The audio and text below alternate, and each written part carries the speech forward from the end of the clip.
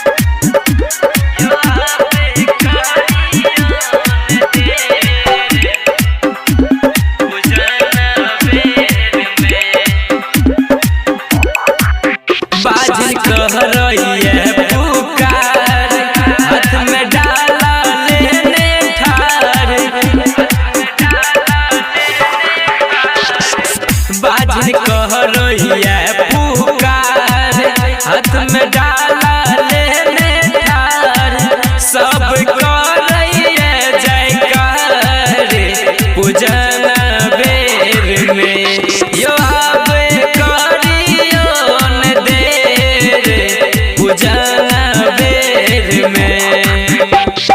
DJ मुन्ना राव झिटली बाजार Madhubani.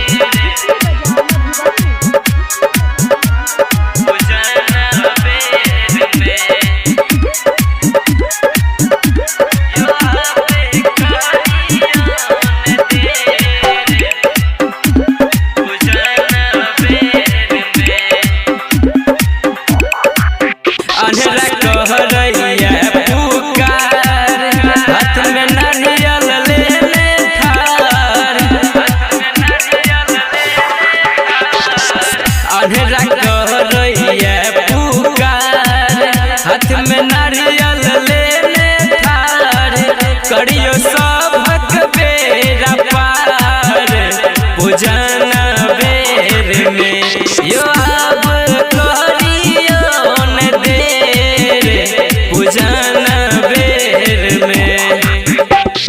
DJ मुन्ना राव झिटली बाजार मधुबनी।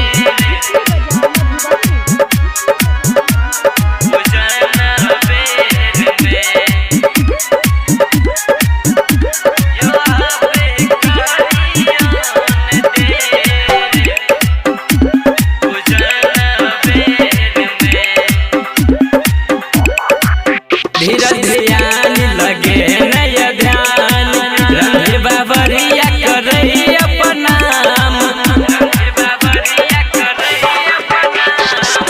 जी बच रहा जिस लगे नय ध्यान रणधीर बाबरिया करई अपना भेले बहुते बिहान पूजन बेर में यो अब